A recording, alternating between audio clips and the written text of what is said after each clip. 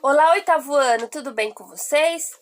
Pessoal, a gente não tem muito tempo a perder. Eu nem vou perder muito tempo com a apresentação, porque assim, é muita informação e é muita violência, é muito sangue e a gente precisa, sair e fazer logo e começar logo a aula. Pessoal, a nossa aula de hoje vai dar continuidade à Revolução Francesa, que nós vimos na última aula. Estão lembrados? Pois é. Só para relembrar o que vocês viram, vocês falaram sobre nós falamos sobre a queda da Bastilha. Lembra desse evento? Foi quando a alta burguesia tomou o poder. Eles invadiram a Bastilha, que era o símbolo de poder do clero e da nobreza, e agora a alta burguesia está no poder. Isso aconteceu no ano de 1789. Mas o que será que acontece um dia após a Revolução? É o que a gente vai saber nessa aula. Bom, a primeira parte da aula vai falar sobre a Assembleia Constituinte. O que será isso? Antes de mais nada, vocês precisam lembrar o seguinte, que o marco da Revolução Francesa foi a morte e a violência.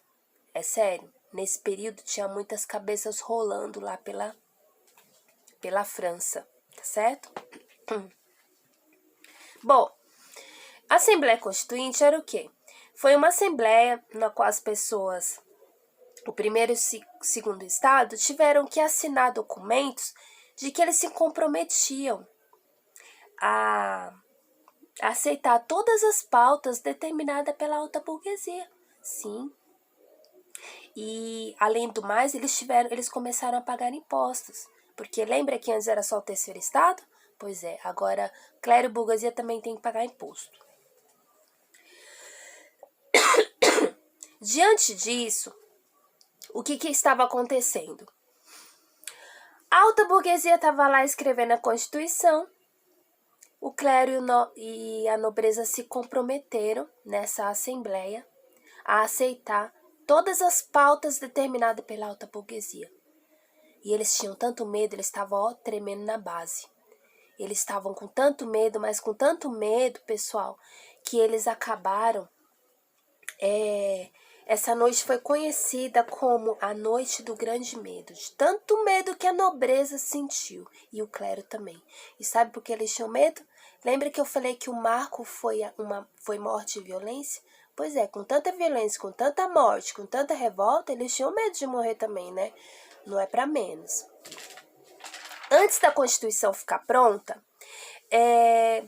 a burguesia, eles fizeram mais um primeiro documento. E, entre outras coisas, nesse documento dizia o seguinte: todo homem nasce livre e igual. Só que para eles, livre e igual tinha um significado diferente do que nós vemos hoje. Por exemplo, se você é mulher e não pode votar, você vai continuar assim. Eu sou livre, eu posso votar. Sou rico, eu posso votar. Se você é escravo, você vai continuar sendo escravo. Eu sou livre, eu vou continuar sendo livre. Então, a igualdade para eles era desse jeito, certo? E a questão da liberdade era assim, eu vou ter direitos políticos, que eu vou poder votar, né, e econômicos, né, eu vou poder comprar, os comerciantes vão poder vender o que eles quiserem. Para eles era isso, certo? E essa questão de igualdade, liberdade, eles trouxeram das ideias iluministas, que já estava acontecendo, né, antes da Revolução Francesa. Bom, antes de nós irmos para a segunda etapa, que é a monarquia constitucional, aconteceu algo muito interessante. Ao escrever as leis, essa alta burguesia, em vez de se livrar do rei logo, eles falaram assim, não, a gente quer ser amigo do rei, vamos dar uma chance para ele. Então, eles disseram assim, o rei fica. Quando eles determinaram isso, a classe, né, do terceiro estado, que eram os camponeses, né, as mulheres comerciantes, a pequena burguesia, que eram os funcionários públicos, os médicos e advogados, eles começaram a ficar, mas para que o rei ficar? Como assim? Não estou entendendo, não é uma revolução? Não vai mudar tudo? Agora não é mais monarquia absolutista? Eles falaram, calma, vamos deixar o rei, Só que aí ele vai seguir a Constituição, que é a monarquia constitucional. Então ainda havia rei, mas eles tinham que seguir uma Constituição. Mas sabe, pessoal, teve uma galera que ficou muito revoltada com isso. E sabe quem tomou a frente? As mulheres, sim, as mulheres comerciantes. Elas foram lá, sequestraram o rei e a rainha, mataram o guardinha que estava lá no local onde o rei e a rainha se encontravam e sequestrou os dois. Sim, elas degolaram o guardinha lá. Então, assim, era muita morte, muita violência. As pessoas estavam muito revoltadas. Foi um negócio bizarro. Bom, com isso, a alta burguesia, ela queria e não queria beneficiar as pessoas, né?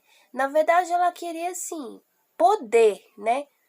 O que ela queria era poder, porque, de certa forma, o rei, ele continuou reinando. Então, eles colocaram o rei no poder, só que elaboraram uma constituição. Por isso que essa segunda parte da aula de hoje vai falar sobre isso, sobre a monarquia constitucional. Como que funcionava essa monarquia constitucional? Havia o rei, ele ia passar de pai para filho, né?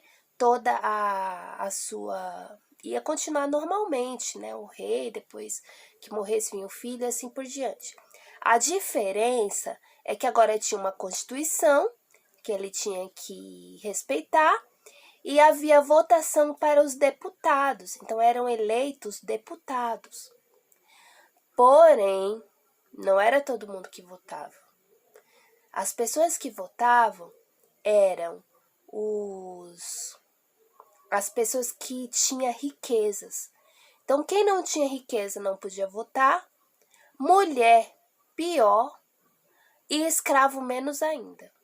Então, a quantidade de pessoas e o público que estava ali para votar, ter esse direito de escolher os deputados, ainda era muito pequeno. Mas aconteceu isso. Depois de 2 anos de revolução, aconteceu algo muito complicado. Os franceses, eles começaram a ficar com muito medo, porque havia muita morte, muita invasão. Então, o que eles fizeram? Cerca de 300 mil franceses fugiram da França, foram embora da França, simplesmente por medo. Eles tinham muito medo. Essa é a verdade. E quando foi no ano de 1792, os outros países começaram a perceber que as coisas não andavam muito bem na França. Então, eles decidiram ameaçar invadir a França com a seguinte sugestão: poxa, lá na França o negócio não tá muito bom não, gente. Saíram o rei, o negócio tá meio, a revolução tá meio estranha, não, a gente vai invadir. Nisso, a França não tinha muitos soldados, um exército para poder encarar essa guerra. Então, o que eles fizeram? Eles se tornaram um só, exatamente. Todas as pessoas, todos os franceses se uniram para guerrear contra aquelas pessoas. Então, toda a população virou soldados, né?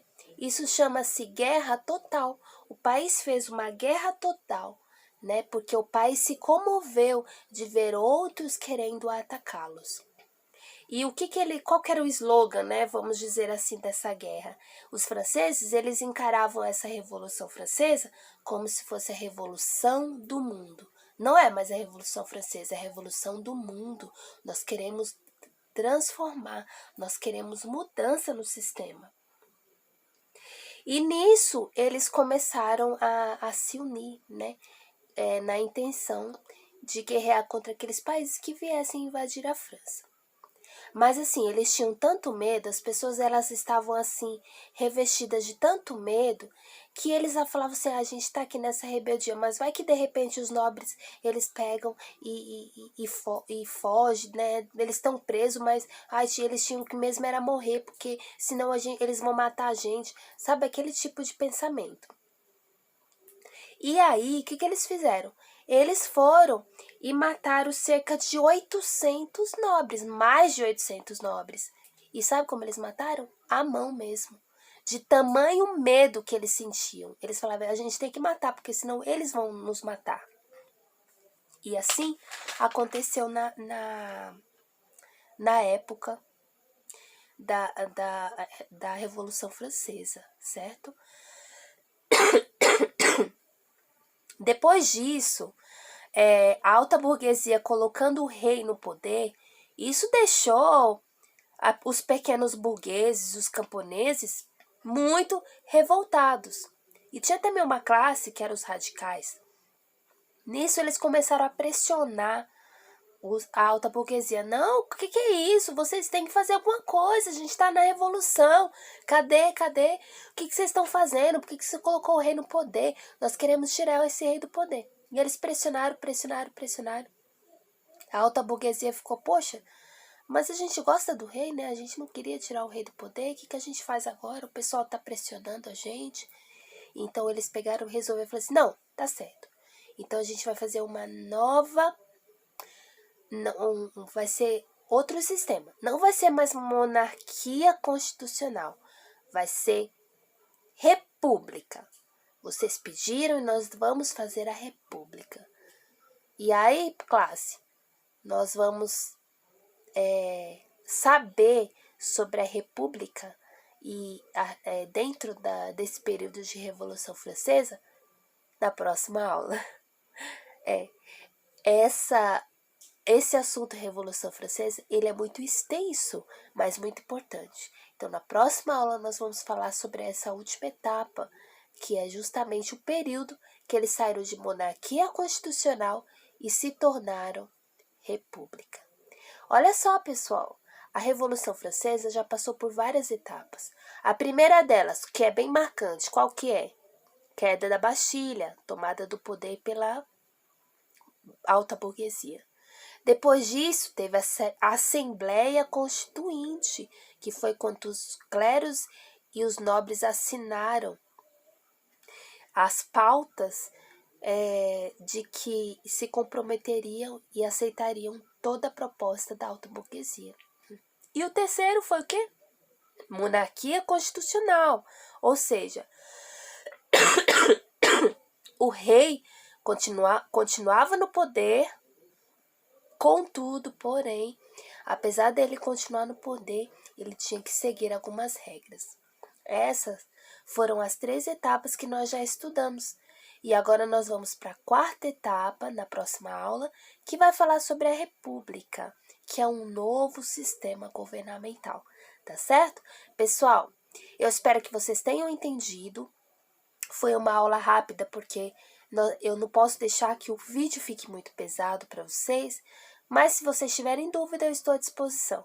Um abraço, até mais. Bye, bye.